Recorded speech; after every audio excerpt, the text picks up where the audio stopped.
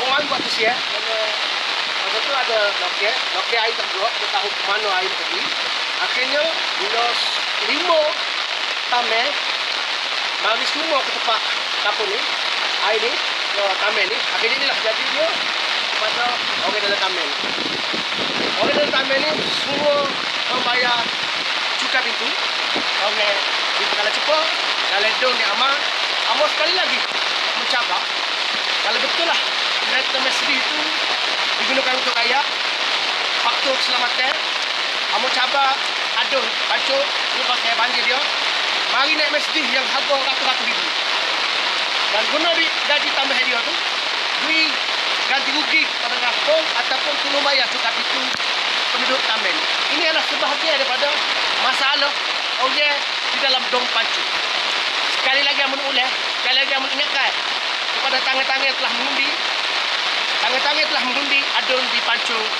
Kalau dulu dia boleh berani kata undi pah boleh pahala. Sekali lagi amun ulah, kali inilah keadaannya undi pah boleh kosong.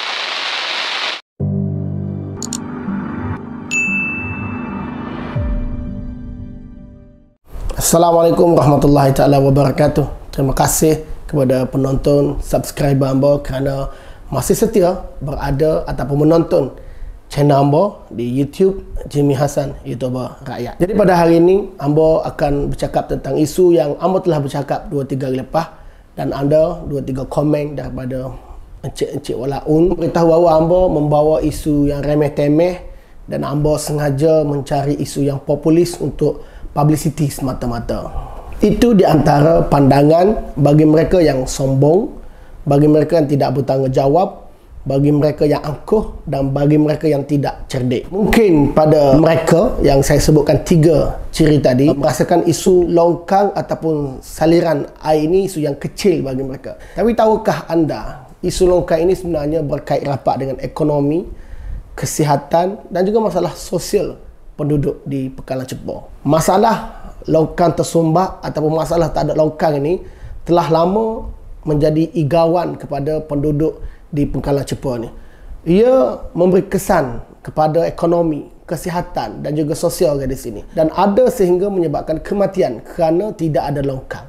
Mungkin ada yang mengatakan hamba mengarut macam mana dengan tidak ada longkang boleh menyebabkan kematian. Okey, gini saya nak beritahu. Air yang tersumbat ataupun air yang bertakung di rumah ataupun kawasan perumahan ini mungkin selepas banjir boleh sebelah, boleh 12, boleh 1 pada anggapan anda dia akan tiada.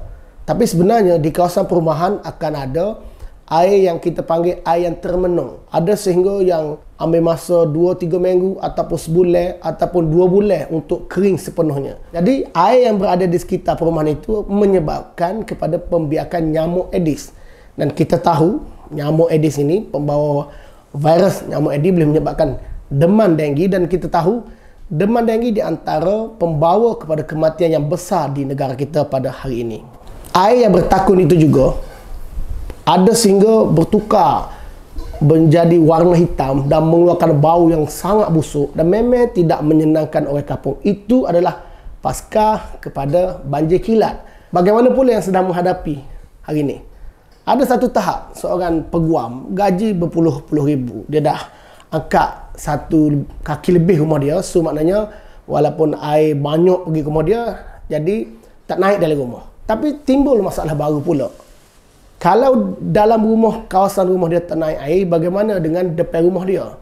Jadi apabila musim tengkujuh ini, dia terpaksa kadang-kadang bangun pukul 5 pagi, 6 pagi, keluarkan kereta dia naik ke jalan raya kerana takut banjir tak boleh keluar. Ada juga yang telah pun awal-awal letak kereta di bahu jalan. Boleh tengoklah kalau anda lalu daripada jalan belakang lagi kepada tembok menghala ke Kilang Rewaku itu, banyak kereta yang diparking di tepi jalan. Kenapa? Dia berjalan kaki pergi ke rumah dia kerana bimbang kalau mari banjir kilat tak boleh keluar kereta. Itulah masalah yang dihadapi oleh pembayar cukai dalam Bandar Kota Baru di Pekala Cepa pada hari ini. Hamba difahamkan masalah ini telah berlarutan hampir berbelas-belas tahun dan sudah ada wakil penduduk pergi jumpa dengan majlis daerah, pergi jumpa dengan WDP minta supaya masalah ini diselesaikan. Tetapi tidak ada jalan penyelesaiannya. Kalau dulu ada di Taman Uda dekat udah murni dekat dengan Tamai Orchid tu. Setiap kali hujan, air akan naik sapa parah lutut. Teruklah sapa jalan raya penuh. Alhamdulillah, bila Mak Ek beli jalan berdekatan dengan tanah tersebut, Mak Ek buat longkang dan sampai kali ni masalah air naik atas jalan di Tamai Udamu ni dekat jalan menghala ke Tamai Orchid ni, alhamdulillah dapat diselesaikan. Tetapi bagaimana pula dengan mereka penduduk yang berada di kawasan lain? Jadi saya telah turun dan saya berjumpa dengan penduduk dan dia telah bawa saya kepada 5 taman. Di mana 5 taman ni, air 5 taman ni berkumpul satu tempat. Kita dengar sendiri apa kata penduduk yang telah berjuang isu Langkan ni hampir berbelah-belah tahun. Kita dengar dan ikuti. Saya turun ke lapangan hanya di 5 taman dulu dalam bandar Pengkalan Cepa ni. Okey, jadi pada hari ni Ambo akan tunjuk kepada anda sekalian sistem peparitan dalam 5 taman ni dah. Okey, minta sahabat kita terangkan pasal sistem parit yang ada di Pengkalan Cepa, khususnya dalam taman yang kita akan bahas. Sebutkan sebentar lagi. Di kita sini kita ada 5 taman. Taman pertamanya Taman Sri Setia. Yang keduanya mini villa. Yang ketiganya Taman Pinggiran Industri. Yang keempatnya Taman Perkasa. Dan yang kelimanya Taman Desa Orchid. Jadi di kelima-lima taman ni dia ada sistem lokal dia sendiri. Tetapi tidak ada satu lokal yang terus menuju ke lokal utama di jalan besar ni. Ni jalan besar. Ni jalan daripada jalan belakang ke pada tembok ni tak? Okay. Mana ni cabai 3 Rawaku. Okey, okey. Ni stesen Kaltek ada sini. Okey, Kaltek tu. Okey. Jadi kesemua air ni sama ada daripada Barus sini ataupun daripada Taman Perkasa, Taman Sri Setia sendiri, dia akan turun ke lokal ni. Lokal kecil ni, yang mana lokal ni pun telah pun rosak. Telah rosak? Berapa lama? Telah rosak. Ada 12 tahun baru. Guna tak ngalih ke? Ni, nampak ni? Pecah ni. Pecah.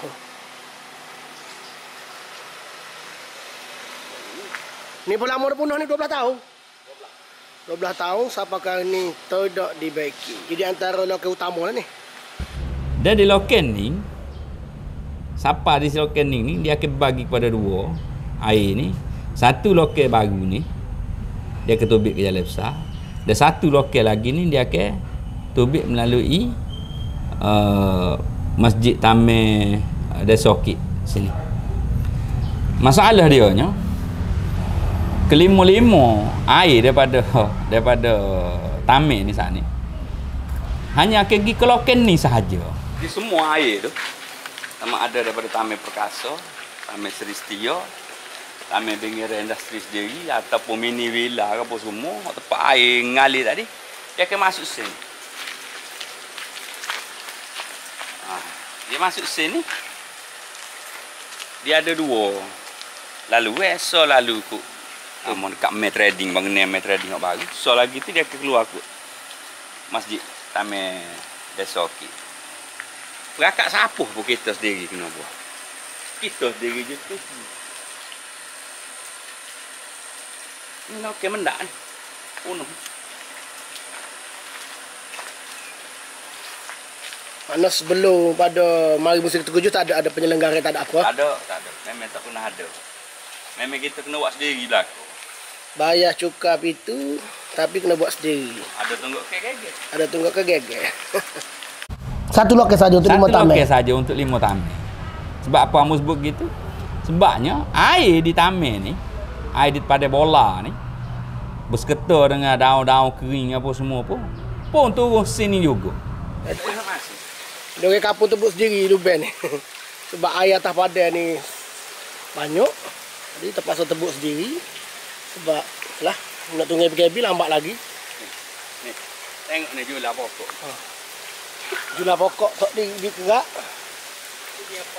Kalau tengok daun-daun kering pakai habis gitu ya, tidak ada kutipan daripada Balai Daerah. Tengok sapoh. Taman langsung tidak dipedulukan, rupuk dekat dengan lutut dah. Ni daun kering ni hok orang catas sendiri. Ni orang kampung catah. Nak minta MPKB kutip pun tak kutip. Bertahun. Bertahun dah ni. Sampai hitam dah ni. Tengok bagaimana kononnya ada dalam manifesto nak buat tameh hak ada pun dia tidak boleh nak selenggara lagi. Kita tengok daun ni. Kering dia ada bila air dia akan pergi ke jalan raya, boleh menyumbang kepada kemalangan. Tapi takkanlah tunggu orang mati dulu baru kita nak ambil tindakan. Kita boleh tengok tameh yang langsung tidak diuruskan. Ini semua ni di dalam Pengkalan Jepun, bukan di Jeli, bukan di Dabung. Di bawah Majlis Daerah Kota Baru yang dikatakan Bandar Raya Islam.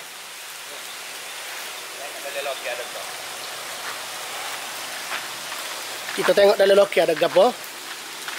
Ini lokal. Tengok dalam lokal kita, oh penuh dengan daun.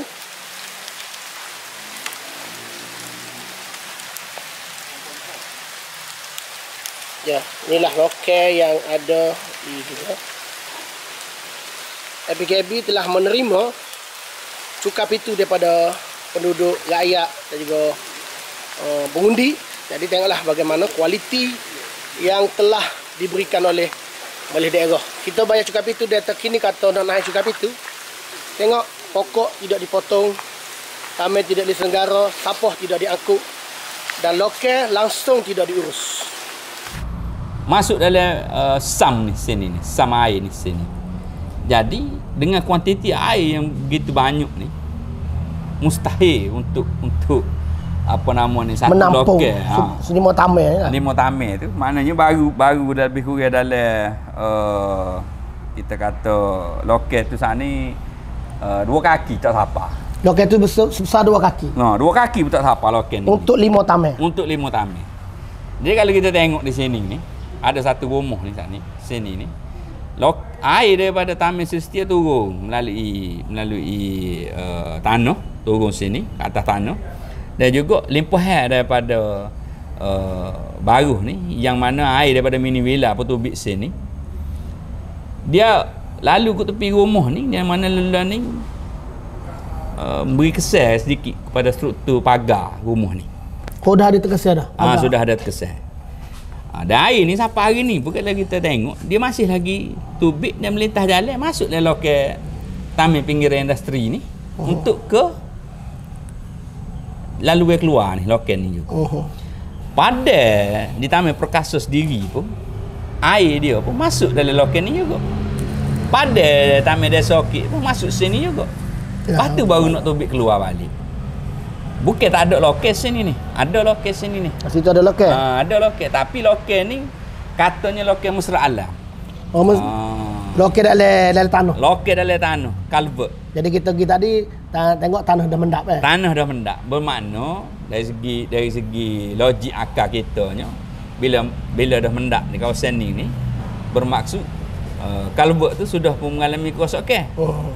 Sama juga dengan kita tengok sini. Ada satu SAM.